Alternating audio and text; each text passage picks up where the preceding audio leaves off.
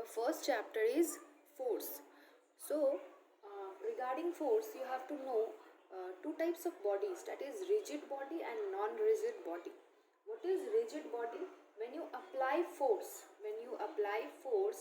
then if only motion is caused, only motion means there will be no change in shape or size, then that body is said to be rigid body. And in non-rigid body, when you apply force along with motion, there will be change in shape and size, then that body is said to be non-rigid body. So mathematically, the definition of force is defined as rate of change of linear momentum. Now let me tell you what is linear momentum. Linear momentum is nothing but the product of mass and velocity. Mass and velocity. Okay. So force, what will be the force? According to definition, force is change of linear momentum. We denote linear momentum by small p. What is ddt? ddt is derivatives. You will know about this in class 11 and 12. In last class you denote it as like this, na? Delta. You used to write delta. So now we are using ddt. ddt of p, it means rate of change of linear momentum with time. Okay, with respect to time, the linear momentum is changing. So we already know that p is mv. V is a vector quantity, so I am writing it with an arrow. Okay. So now in this mass and velocity, which one is constant? This mass is constant. So it will come outside m ddt of v. Okay. Now what is ddt of v? Tell me what is delta v and delta t? Delta v and delta t is nothing but v minus u by t, and this is the formula of acceleration. So we can write here as ma. So Newton's second law of motion, it was clearly written that F is equals to ma. So this one is the derivation of force formula from linear momentum. So just go through it. Since acceleration is a vector quantity, so we have to say that force is also a vector quantity. Now what is the SI unit of force? SI unit is Newton. Okay, SI unit is Newton, but one more unit is used, that is kgf, kilogram force. And the relation between this Newton and kgf is that 1 kgf is equals to gn. Okay, g Newton. What is the value of g? This g is nothing but acceleration due to gravity, that is 9.8 ms minus 2, or you can say that 10 ms minus 2. You can take any one. Okay, fine. Okay, next is types of motion. When we are applying force on a rigid body, when you are applying force on a rigid body, two types of motion can be seen. First one is translational motion and the second one is rotational motion. So suppose, let us take an example, pushing a ball lying on a floor. This one is a ball and we are applying a force F. Okay, so it will start moving in this direction. So if it starts moving in a straight path, okay, if it starts moving in a straight path, then this is known as translational or linear motion. But if the body is fixed at a point, fixed means fixed, or you can say pivot. Okay, if the body is fixed at a point, then the body will not start moving in a straight path. It will start rotating about this fixed axis, So this one is rotational motion. Example is rotating wheel, and this one is pushing a ball lying on the floor. Okay. Okay, next topic is moment of force or turning effect of a force. So let us consider a body which is pivoted at this point, means it is fixed at this point. Let us take it as O. Okay. If you apply force here, it will start rotating in this direction. Fine. So how to calculate moment of force mathematically? If you are applying force in this direction, draw a straight line from here. Okay. This one is known as line of action of force. Line of action of force. Now you have to draw a perpendicular line from the pivoted point on the line line of action of force.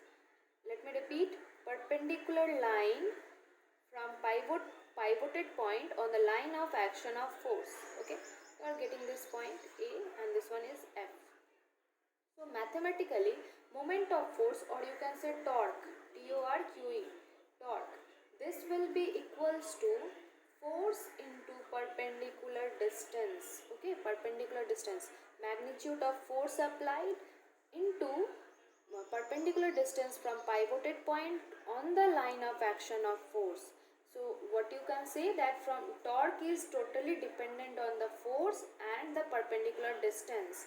Okay, let me give you, let's take an example. Suppose this is a body and it is fixed at this point. You are applying two forces, this and this, F1 and F2. Okay, this is the line of action of force of F1 and this is the line of action of force of F2.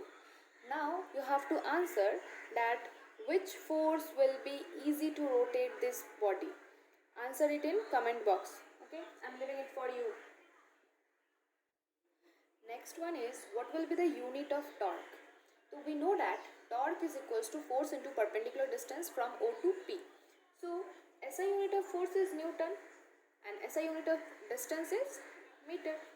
So torque is equals to Newton meter. Now let me tell you one thing, that work is equals to force into displacement, isn't it? Force into displacement means Newton meter. Work is also Newton meter, torque is also Newton meter, but we write the SI unit of work is joule, Joule, joule. So why, my question is that why can't we say that the unit of torque is joule? Why? What's the reason? The reason is that torque is a vector quantity and work is a scalar quantity. Work is a scalar quantity, so you can write that SI unit of work is joule. But since this one is a vector quantity, you cannot write it as this equals to joule. Okay, fine. If SI unit is Newton meter, what will be the CGS unit? CGS unit of force is simply dyne, and CGS unit of distance is centimeter. So SI unit is Newton meter and this one is dyne centimeter. Now next part I will tell you what is the relationship between this Newton meter and dyne centimeter. Okay, relationship between SI and CGS unit of torque. SI we know that is Newton meter and CGS is dyne centimeter. Okay, so 1 Newton meter, you can write it as 1 Newton into 1 meter. Now tell me, no need to tell, 1 Newton is equals to how much dyne? 1 Newton is equals to 10 to the power 5 dyne.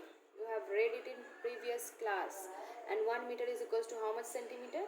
100 centimeter. So how many 0? 5 here and 2 here, that is 7. So 7, 10 to the power 7 dyne centimeter. Means 1 Newton meter is equals to 10 to the power 7 dyne centimeter. Two more relations are there, that is 1 kgf into meter is equals to 9.8 Newton meter and 1 gf meter is equals to, not meter, it will be centimeter. 1 gf centimeter is equals to 980 dyne centimeter. So memorize these three relations for your numericals part. Moments are of two types, clockwise and anti-clockwise moments. So by conventionally anti-clockwise is taken as positive and clockwise is taken as negative. Let us consider this is an object and it is pivoted at this point and you are applying a force.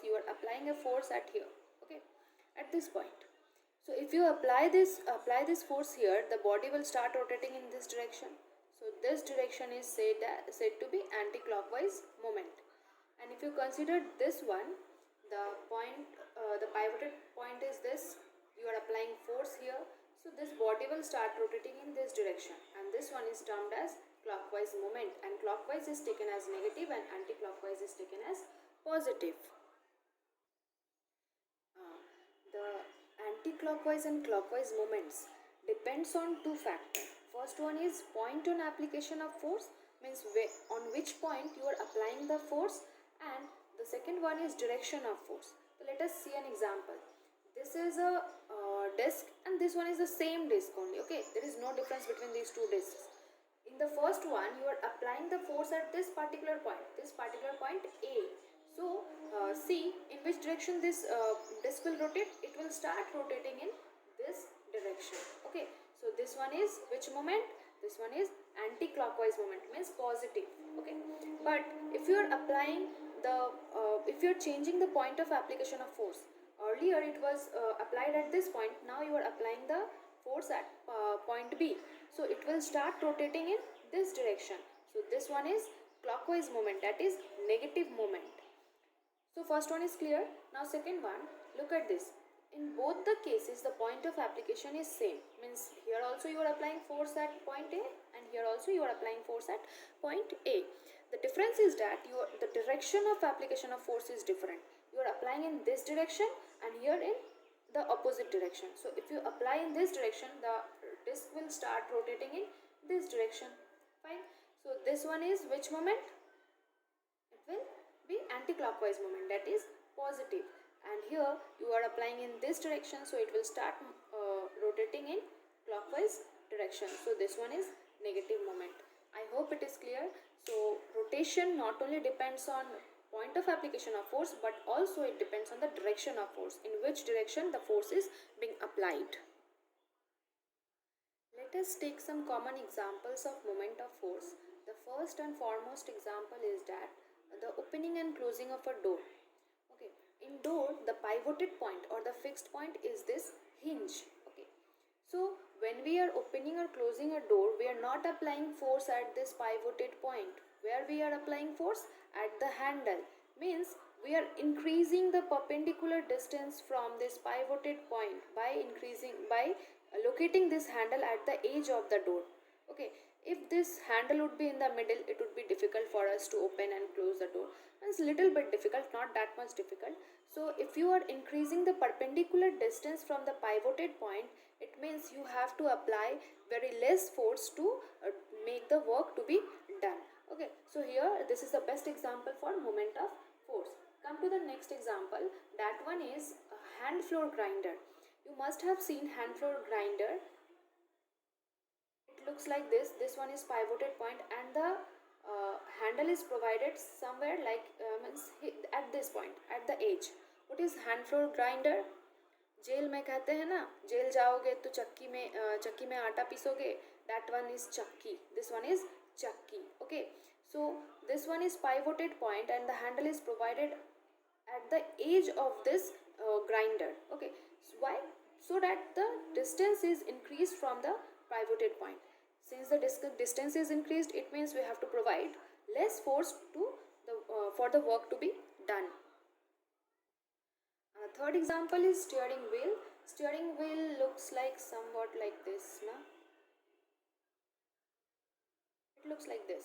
This one is the fixed point. This one is the pivoted point and you are applying force at the edge of the wheel, at the edge of this.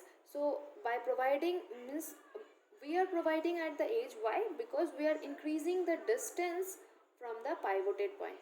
The reason is all same, just you have to read one and you have to make all the reasons of your own while writing it. All the reasons are totally same. Similarly in bicycle we are applying force. Where we are applying force? On the pedal. On the pedal we are applying the force and the rear wheel starts rotating it. Similarly spanner looks like somewhat like this. Okay, so we are applying force here at this point. Again the reason is same. Why? Because this one is fixed point and we are increasing the perpendicular distance from the fixed point. Next one is jack screw. Jack screw works on the same principle. Just go through this part. If you have any doubt, then ask me. Okay, our next topic is couple. What is couple? Let me tell you first 2 points. That single force does not cause rotation. When we are rotating something, then keep in mind that two forces are acting. Always a pair of force produce rotation. Not single force cannot produce rotation. A pair of force produce rotation. So simple definition is two equal and opposite parallel forces. The forces must be parallel and they should be equal equal and in opposite direction, and they should not act along the same line. They form a couple. I will explain it with an example. So come to this example, rotation of door. Just now I said that rotation of door is caused by providing force at the handle. Means only you think that we are providing force at only at the handle. Only one force is being applied. So how couple is how this condition of couple will be satisfied? Because couple said that single force cannot cause rotation. A pair of force is needed for the rotation. So now think of Newton's third law of motion. Third law of motion, what he said that every force has an equal and opposite reaction. Every force has an equal and opposite reaction. It means when you are applying a force at the handle, an equal and opposite reaction force is acting at hinge. So here two forces are acting. So on rotation of door, what works? Couple works. Okay, couple works means two equal and opposite parallel forces works, and they are not acting along the same line because one is acting at the handle and one is acting at the hinge. So I think this definition is clear. So just go through the examples in your book. Look at the figure 1.9, 1.10, 1.11, 1.12 and 1.13. Look at those figures. You will see that two forces are acting in turning a water tap, in tightening a cap, in turning a key lock. Everywhere two forces are working for rotation. Let us take an example for moment of couple. This is a bar AB and it is fixed at point O. We are applying two forces, one force at this point and one force at this point. Okay, so both are same force, means magnitude are same, that is both are F. So this force will rotate the bar in this direction and this force will rotate the bar in this direction. Ultimately see, both the force are doing anti-clockwise movement, or you can say positive movement. AB is known as here two forces are acting. And they are not acting at the same point. They are acting at two different points and they both are parallel. See, they both are parallel. So here two forces will produce what? They two will produce couple. Okay, couple. In which direction? In anti-clockwise direction. So this AB, the length AB is known as couple arc. Now think that this AB is D. Okay, the length is D. So AO will be D by 2 and this BO will be D by 2.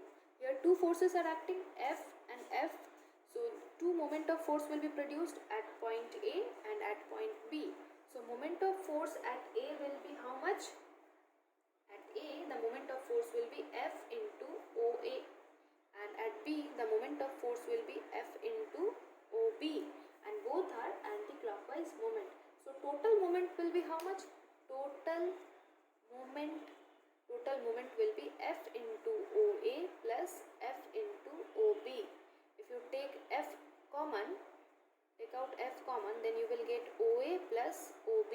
Now what is OA plus OB? OA plus OB is D na? F into D. So total moment of force will be F into D. What is equilibrium of bodies? When a number of forces are acting on a body and the body does not move. Okay, the body does not move, then it is said to be in equilibrium. Equilibrium is of two types, that is static and dynamic. What is static equilibrium? Let me explain you with an example. Suppose this is an object. You are pulling it with a force F and another person is pulling with the same force F. Okay, so two forces are acting on it. Instead of two forces are acting on it, but the object is not moving because both the forces are same. So this is in static equilibrium. Now let us take one more example. This is a table and a book is kept on this. The weight of the book is acting, and by Newton's third law, and reaction force is also acting. So here also two forces are acting, but the book is not moving. So this is also an example of static equilibrium. One more example. This is a beam balance. This one is fixed point, and here two pans are there, and it is in balanced position. Okay, it is in balanced position. Here also two forces are acting. Suppose here you have kept weight and here you have kept some substances. Okay, so this force will try to bring this pan in this direction, and this force will try to bring in this direction. But since both the mass are same, both the weight are same, this is in balanced position. Instead of acting two forces, these pans are not moving, so they are in static equilibrium. Next is dynamic equilibrium. Dynamic equilibrium means when a body remains in the same state of motion. Either the body is in translational motion or the body is in rotational motion. Even if the force is applied, then that state of that equilibrium is known as dynamic equilibrium. For example, raindrop. Raindrop is falling in a straight path. So which motion it is? Translational motion, or you can say linear motion. But stone tied at the end of the string and it is whirled. This is a string and you have tied a stone and you are rotating it. Okay, you are rotating it. So this is following rotational motion. Motion of a plant is rotational motion. Here many types of forces are acting on them, but they are still following the same motion. Either they are following translational motion or they are following rotational motion. So they are in dynamic equilibrium.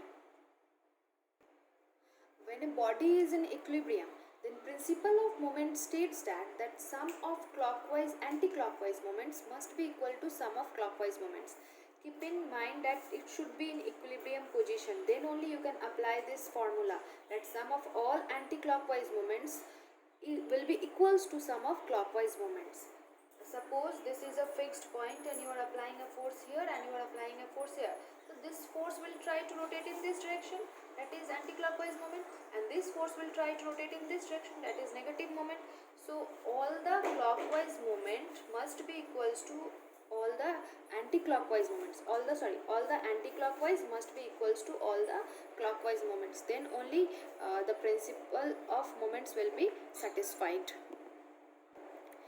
Okay, look at this example. This one is fixed point and take this distance as L1 and this one as L2. Suppose here you have suspended a weight W1 and here you have suspended a weight W2. So according to principle of moments, what will be the moment of force about this direction? W1 L1, and here it will be W2 L2. So according to principle of moments, W1 L1 will be equals to W2 L2.